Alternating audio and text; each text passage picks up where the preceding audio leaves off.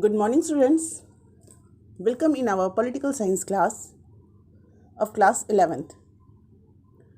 Today we will start chapter 4, that is executive. In your junior classes, you must have studied about the organs of government. You know very well there are three organs of government: legislature, executive, and judiciary. Together they perform the functions of the government, maintain law and order, and look after the welfare of the people. The Constitution ensures that they work in coordination with each other and maintain a balance among themselves. In a parliamentary system, executive and the legislature are interdependent. The legislature controls the executive and, in turn, is controlled by the executive. In this chapter, we shall discuss the composition, structure, and function of the executive organ of the government.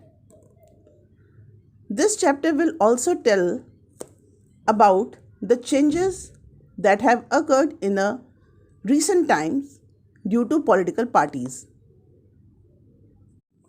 First of all, we will discuss about what is an executive. First of all, you try to understand in a lower level who is in charge of the administration of your school, who takes important decision in a school or a university. In any organization, some office holder has to take decision and implement those decisions. We call this activity administration or management, right?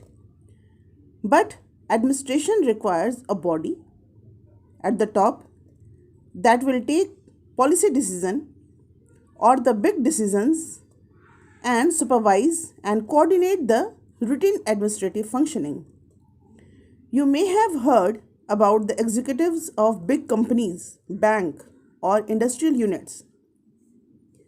Every formal group has a body of those who function as the chief administrator or the executive of that organization.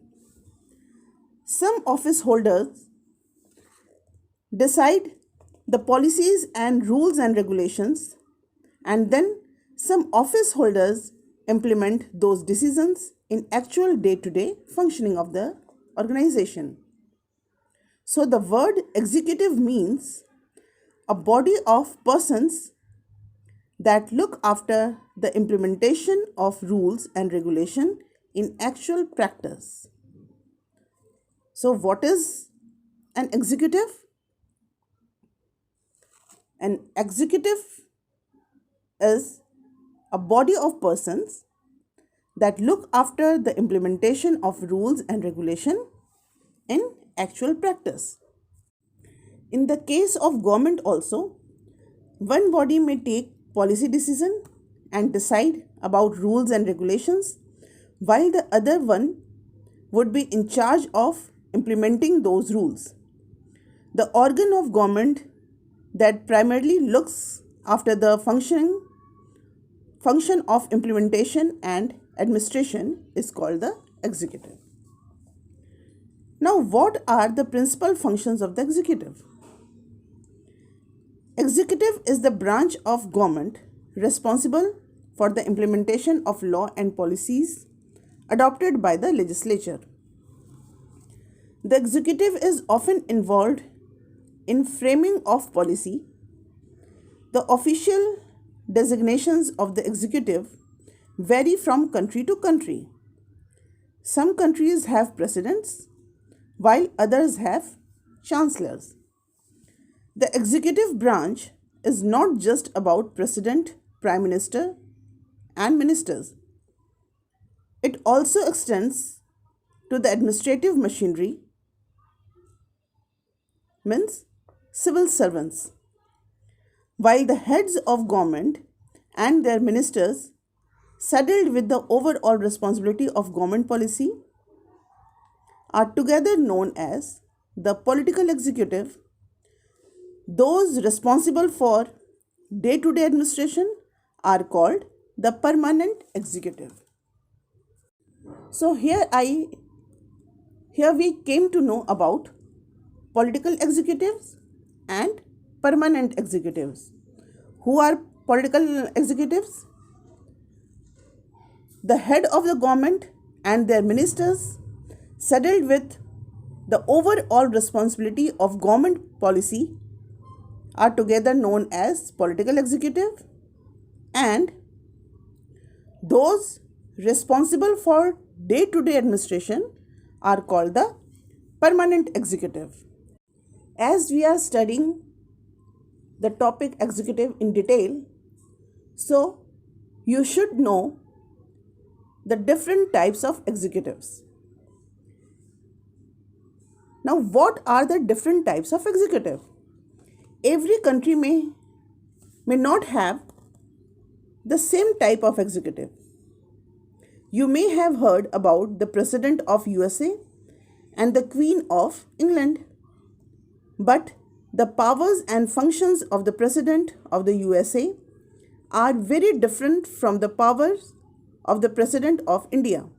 Similarly, the powers of the Queen of England are different from the powers of the King of Nepal. Both India and France have prime ministers, but their roles are different from each other. Why is this so? To answer this question, we will briefly outline the nature of executive existing in some of these countries. The USA has a presidential system and executive powers are in the hands of the president. Canada has a parliamentary democracy with a constitutional monarchy where Queen Elizabeth II is the formal chief of state and the prime minister is the head of government. In France, both the president and the prime ministers are a part of the semi-presidential system. The president appoints the prime minister as well as the ministers but cannot dismiss them as they are responsible to the parliament. Japan has a parliamentary system with the emperor as the head of the state and the prime minister as the head of the government. Italy has a parliamentary system with the president as the formal head of the state and the prime minister as the head of the government. Russia has a semi-presidential system where president is the head of the state and prime minister, who is appointed by the president, is the head of the government. Germany has a parliamentary system in which president is the ceremonial head of the state and the chancellor is the head of the government.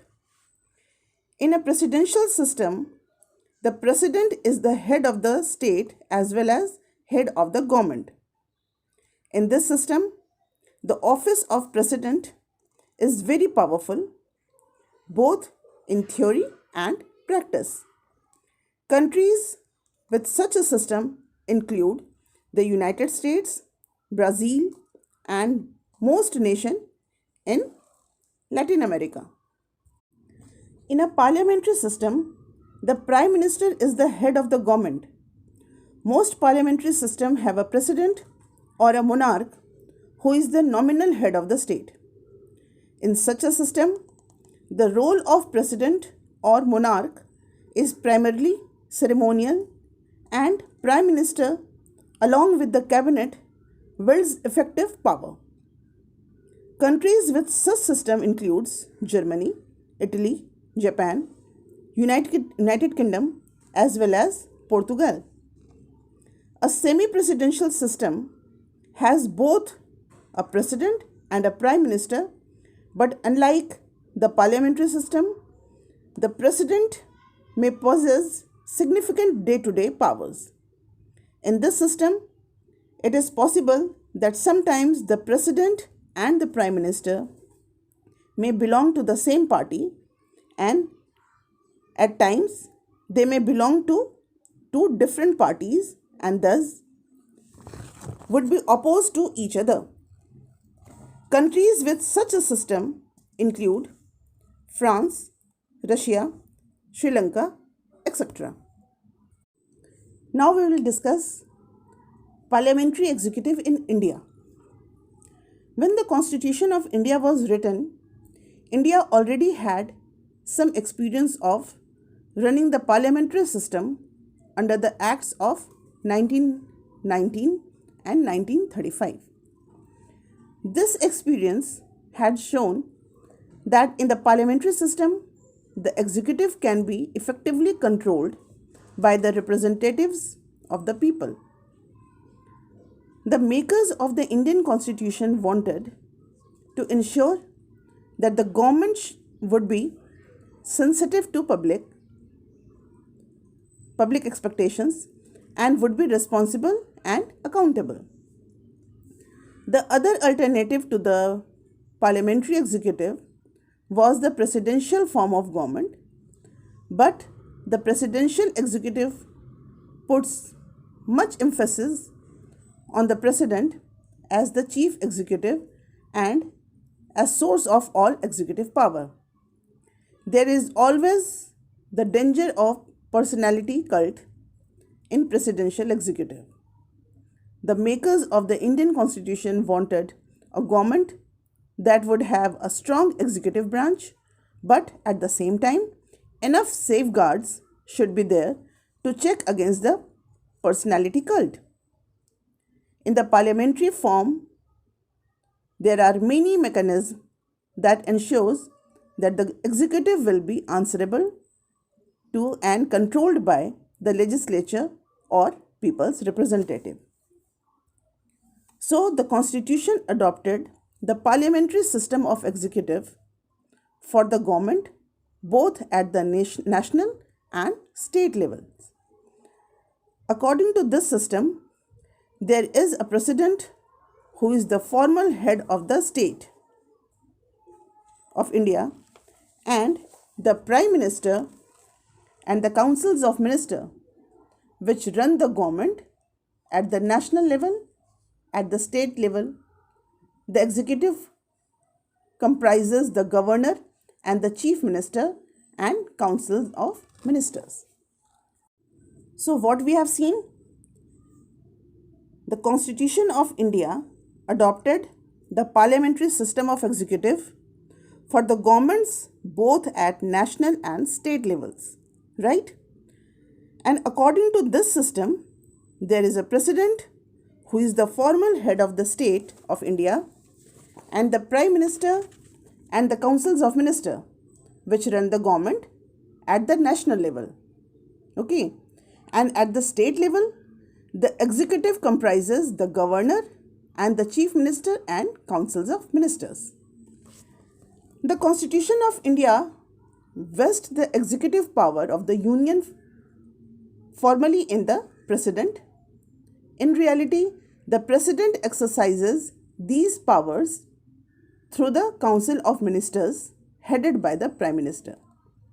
The president is elected for a period of 5 years, but there is no direct election by the people for the office of president.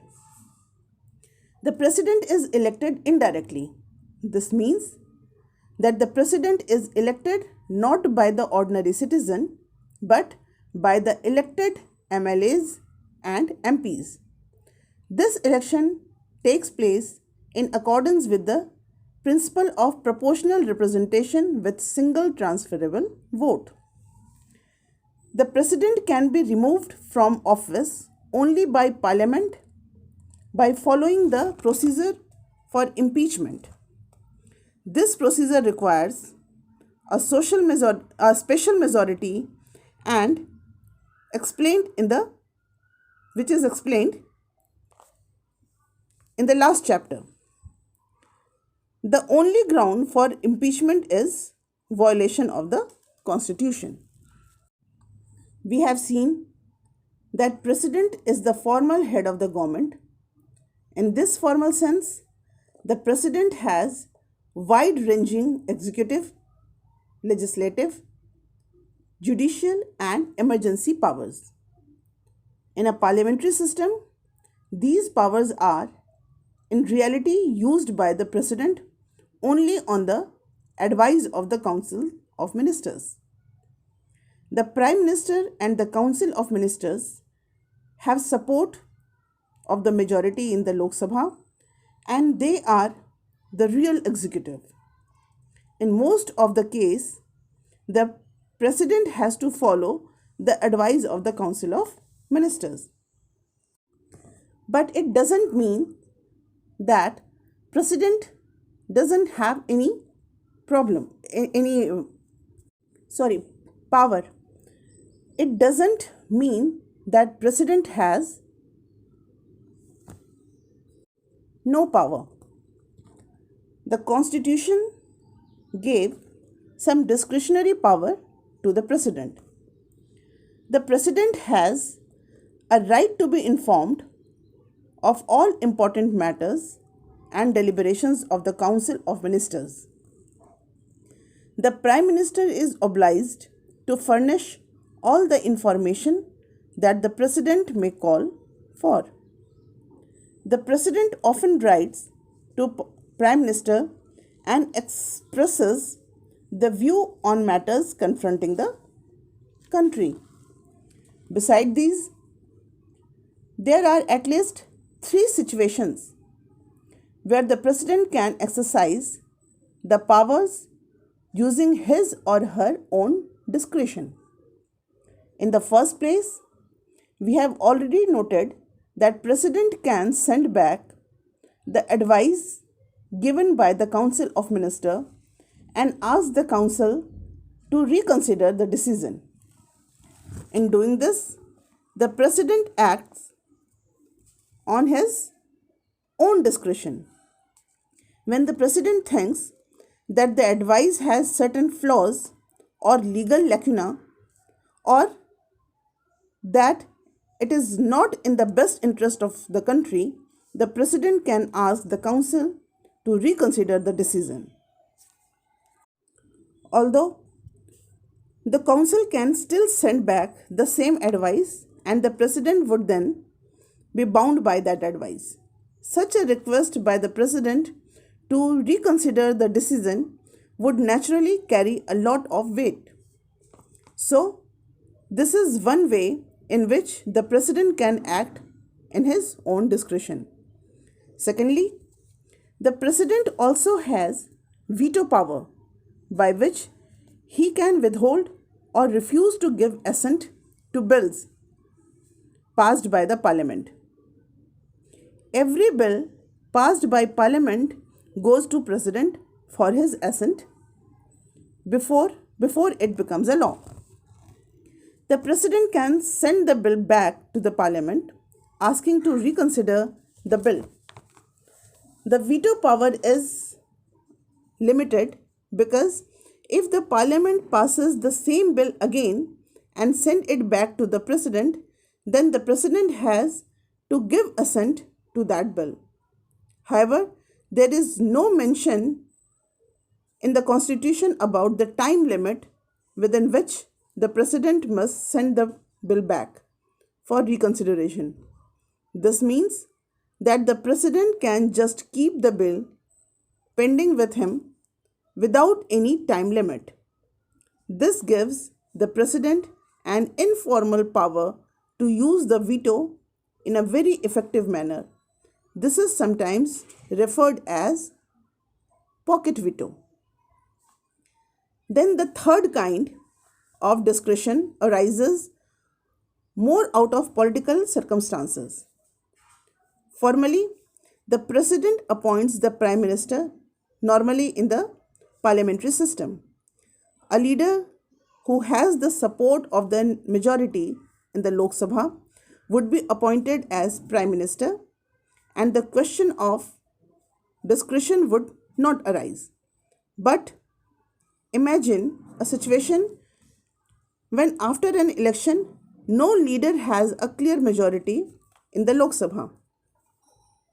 Imagine further that after attempts to forge alliances, two or three leaders are claiming that they have the support of the majority in the House. Now, the President has to decide whom to appoint as the Prime Minister. In such a situation, the President has to use his own discretion on judging who really may have the support of the majority or who can actually form and run the government. So, these are the three powers given to the President in which he can decide by its own by using his discretion. So these are called discretionary power of President. Since 1989, major political changes have considerably increased the importance of the President office. In the four parliamentary elections held from 1989 to 1998, no single party or coalition attained a majority in the Lok Sabha. This situation demanded presidential intervention either in order to constitute the government or to grant a request for dissolution of Lok Sabha by a Prime Minister who could not prove majority in the House. It may thus be said that the presidential discretion is related to political conditions.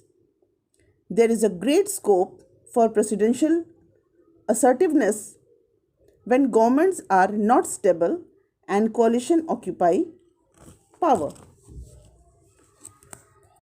For the most part, the president is a formal power holder and a ceremonial head of the nation.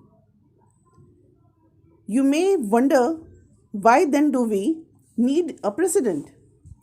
In a parliamentary system, the Council of Ministers is dependent on the support of the majority in the legislature. This also means that the Council of Ministers may be removed at any time and a new Council of Ministers will have to be put in place. Such a situation requires a head of the state who has a fixed term, who may be empowered to appoint the Prime Minister and who may symbolically represent the entire country. This is exactly the role of the President in ordinary circumstances.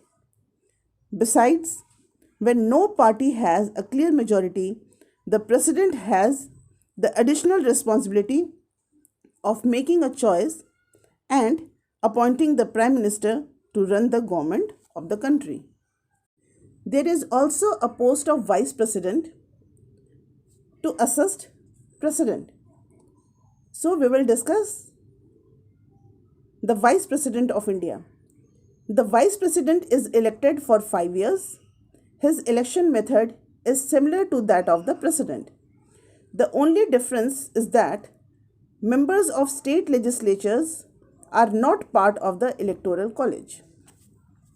The Vice President may be removed from his office by a resolution of the Rajya Sabha passed by a majority and agreed to by the Lok Sabha.